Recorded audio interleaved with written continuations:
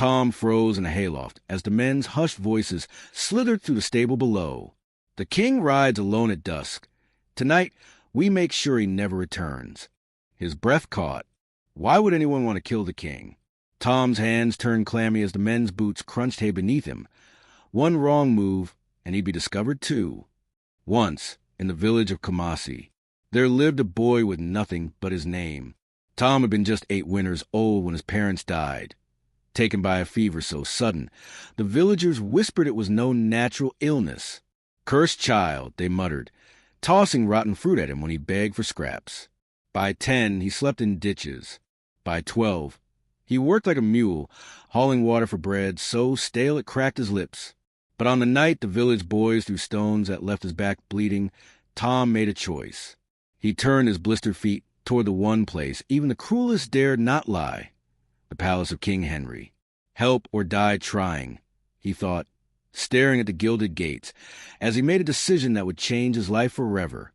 The boy shivered in the cold night, his stomach growling as he stared at the palace gates. The guards had chased him away 3 times already, but Tom had nowhere else to go. His parents were gone, his village had cast him out, and now the only hope here was a king, a man who didn't even know he existed. Tom crouched behind a bush, watching as the palace guards changed shifts.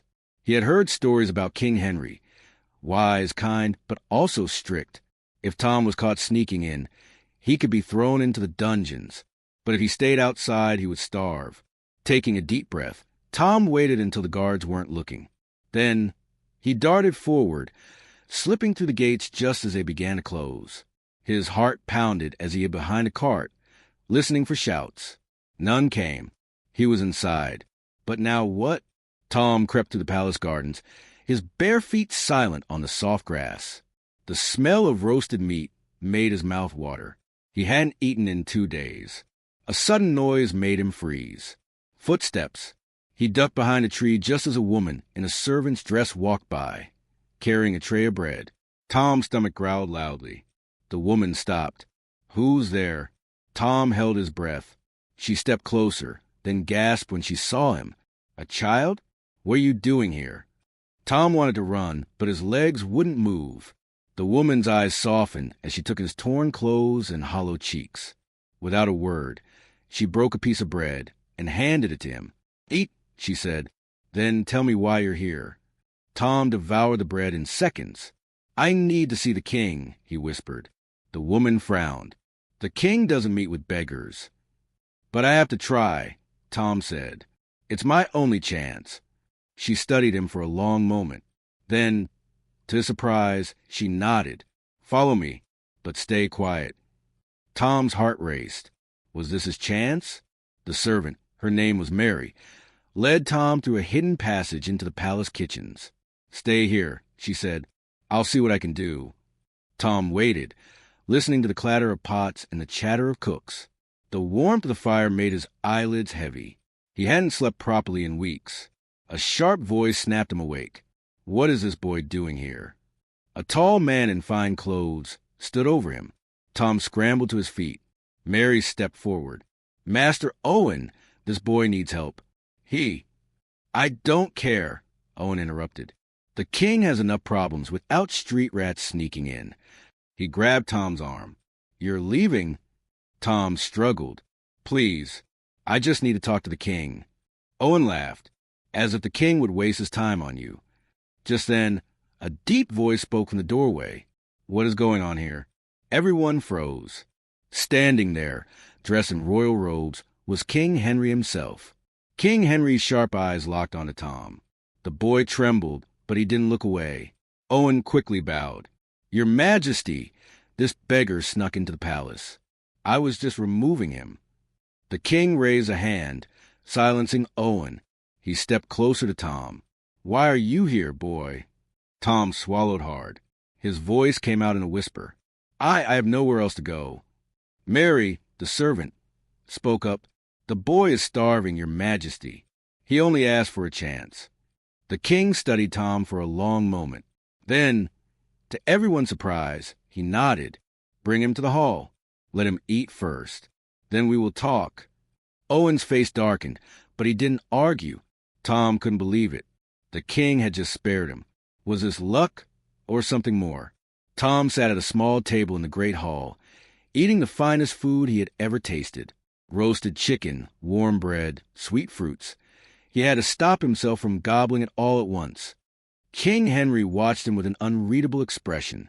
"What is your name, boy?" "Tom, your majesty." "And where are your parents?" Tom's hand stilled. "They died last winter. The village said I was bad luck, so they drove me out." The king's jaw tightened. "And you came here for help?" Tom nodded. "I heard stories about you, that you were fair. I thought maybe you'd let me work. I don't ask for much, just a place to sleep and food to eat." King Henry leaned back in his chair. "Many would take advantage of my kindness. How do I know you won't?" Tom met his gaze. "I have nothing to give but my word." A flicker of something approval passed over the king's face. "Very well. You may stay for now." Tom's heart soared, but then the king added, "But there is a condition." The king's condition was simple. Tom had to prove his worth. "You will work in the stables," King Henry said. "If you do well, you may stay. If not, you will leave." Tom didn't mind hard work. He bowed low. "Thank you, your majesty." Owen, the king's advisor, was furious. "This is foolish. A beggar in the royal stables." The king silenced him with a look. "I have spoken." And so Tom began his new life. He woke before dawn, mucked out stalls, fed the horses, and polished saddles. The work was tough, but he didn't complain. One night, as Tom slept in the hayloft, he heard whispers below. "Tonight is the night," a voice said. It was Owen. Tom held his breath. "The king rides alone at dusk," Owen continued. "Make sure he doesn't return." Tom's blood turned cold. Owen was plotting to kill the king. Tom had to act fast. He waited until Owen left, then ran to the palace. But the guards blocked him. "Let me through," Tom begged. "The king is in danger." The guards laughed. "Nice try, stable boy." Desperate, Tom slipped past them and sprinted down the halls.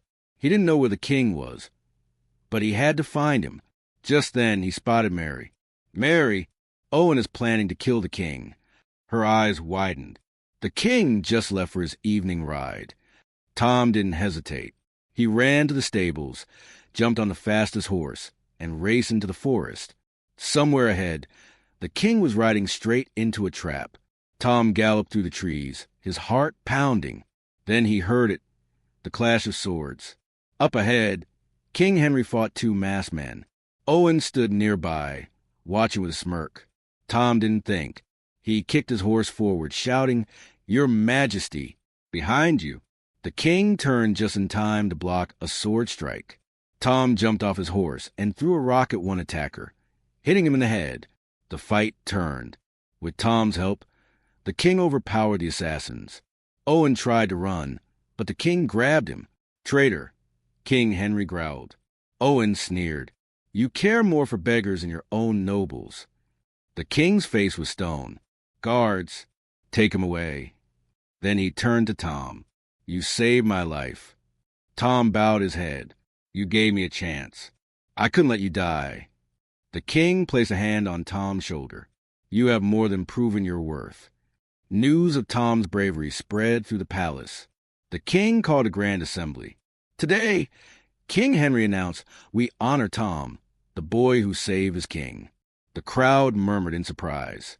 The king continued, "From this day forward, Tom will no longer sleep in the stables. He will live in the palace as my adopted son." Gasps filled the room. Tom's knees nearly gave out. The king smiled. "A true heart is worth more than noble blood." Tom's eyes burned with tears. He had come as a beggar, and now he was a prince. Years later, when King Henry grew old, it was Tom who sat beside him on the throne. The people loved him, for he never forgot what it was like to be hungry, to be alone. He ruled with kindness, just as the king had taught him. And when travelers asked how a poor orphan became king, the answer was always the same. He found favor in the eyes of a king because he had the heart of one.